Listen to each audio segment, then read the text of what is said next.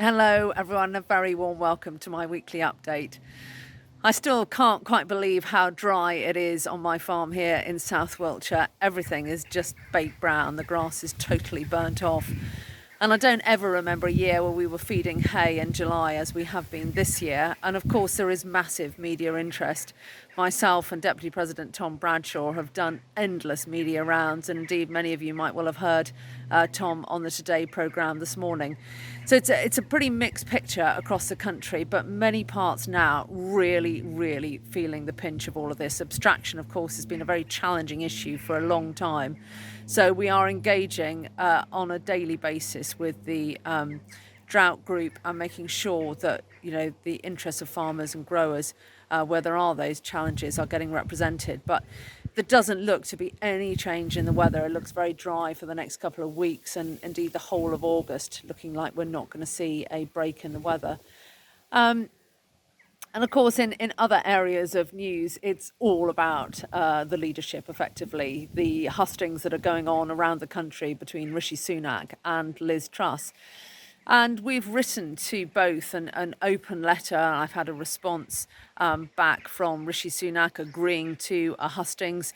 We're engaging with Liz Truss's team at the moment, seeing if she will commit to hustings as well. I really do hope so. I want to bring you, our members, in to really hear what they have got to say.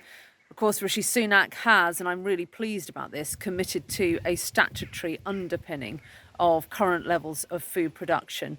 We've got legislative pathways on trees, on nature, on species, and food production really looking like the poor relation, effectively, to the environment. And we've always said this has got to be about both. It can't be about one or the other. So a statutory underpinning will level up what is needed. It'll make sure that the policy for the food strategy comes into play, and ultimately that we have the ability to become more self-sufficient and certainly not less.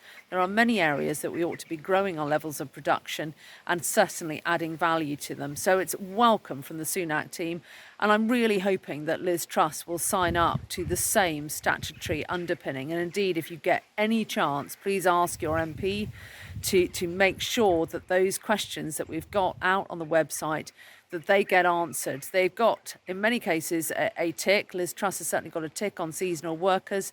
There's some question marks and there's a few crosses. I would like to see ticks from both candidates in all areas, because this is really just sort of fundamental to the future of food in this country. There is nothing that I can see that anybody wouldn't want to support.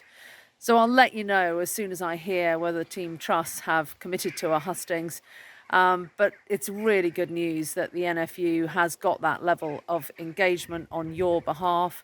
I wrote a big piece in the Mail on Sunday challenging both candidates to level up effectively on food production and environmental delivery. So we will see what happens. I was absolutely delighted when I messaged Jeremy Clarkson and said, please support this, that he retweeted that with a comment on it saying, please read, this is really important stuff. So huge thanks again to Jeremy, who has done so much to raise the profile of our sector. Also this week, I had a meeting with the Natural England team, so Marion Spain, the chief exec, and Tony Juniper, the chair. So we do this quarterly, Director General Terry Jones and myself.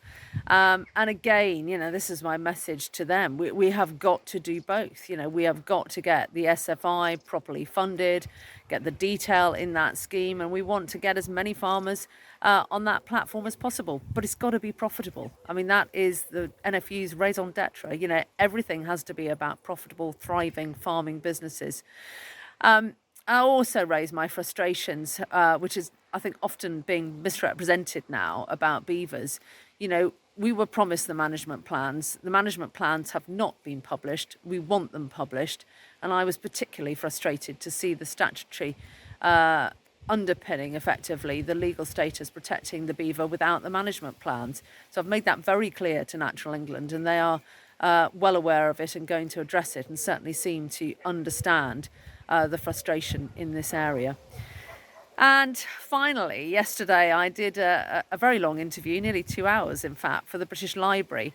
So a public record, I guess, of my journey to date, really from being county chairman up to being deputy president. They wanted a record of that. So it was really interesting to do. I was able to recall a lot of the people who helped me back in those days and who supported me.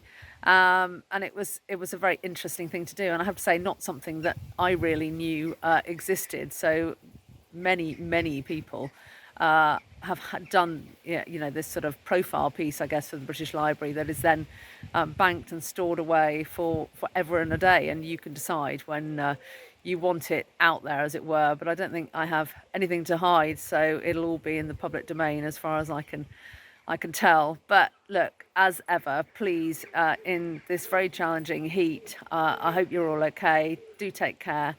And I won't be with you next week. I'm actually managing to take 4 days break away. So it'll be the following Friday that I'll be speaking to you again. So I'll miss next week. So look after yourselves and speak then. Many thanks.